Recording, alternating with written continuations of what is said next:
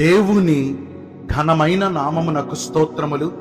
ఈ వాగ్దానాన్ని వింటున్న మీకందరికీ మన ప్రభువును ప్రియ రక్షకుడైన యేసుక్రీస్తు నామములో శుభములు, మా హృదయపూర్వకమైన వందనములు. ఈరోజు మీ కొరకైన దేవుని వాగ్దానము ఆదికాండము 26వ అధ్యాయము 3వ వచనము. నేను నీకు తోడయ్యుండి నిన్ను ఆశీర్వదించేదను. మంచి దేవుడైన యేసయ్య ఈ మంచి వాగ్దానమును నేడు మనందరి జీవితములలో నెరవేర్చునుగాక. ఆమేన్. ఈ వాగ్దానాన్ని వింటున్న ప్రియ దైవ జనాంగమా, దేవునికి స్నేహితుడు అని పిలవబడిన మన పితరుడైనటువంటి అబ్రాహాము గారు మృతి పొందిన తొల్లిట దినాలలో ఇస్సాకు ఒంటరివాడై ఉండి తనకు ముందున్న ప్రయాణమును గురించి విచారపడుతూ, తాను వెళ్ళబోతున్న ప్రదేశాలను గురించి దిగులుపడుచు, తన జీవితాన్ని గురించిన ఆందోళనలో, భయములో ఉన్నాడు.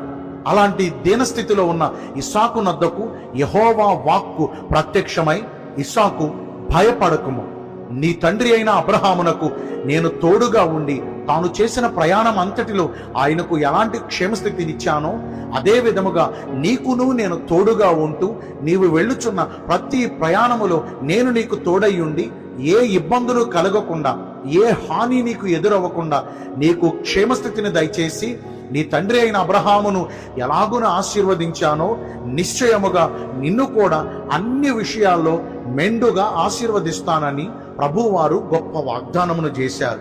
వాగ్దానము చేయుట మాత్రమే కాదు, వన్స్ అపాన్ ఎ టైం ఇస్సాకు తనది కాని దేశమైనటువంటి ఫిలిస్తీన్ల సంబంధిలో ఉన్నటువంటి గెరారులో కాపురం ఉంటూ ఉండగా అక్కడ అతడు నూరంతల ఫలమును పొందాడు. ఎంతగా ఆశీర్వదించాడంటే అతడు క్రమక్రమముగా గొప్పవాడయ్యాడు.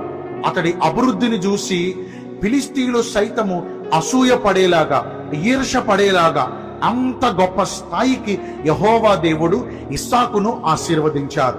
తాను బ్రతికినంత కాలము కూడా ఆశీర్వాదపు అనుభవాలలోనే ఇస్సాకు తన కుటుంబము జీవించారు. మంచి ముదిమి వచ్చినప్పుడు ఇస్సాకు ధన్యకరమైన ముగింపును పొంది ప్రభు వద్దకు చేర్చుకొనబడ్డాడు. ఈ వాగ్దానాన్ని వింటున్న ప్రియ దైవ జనాంగమా, ఈ రోజున మనకు ఎవరు తోడు లేరని, మన వారెవ్వరు మన పక్షమునకు రారని, మనలను అందరూ విడిచిపెట్టి అనాథలుగా మిగిల్చి వెళ్ళిపోయారని, ఎవ్వరూ మన పక్షమున లేరని దిగులుపడుచున్నారు కదా. ఇదిగో అలనాడు ఇస్సాకునకు తోడుగా ఉండి ఇస్సాకు వెళ్ళిన చోటునెల్లా అతనికి తన రెక్కల మాటున భద్రతను కలిగించి ఇస్సాకును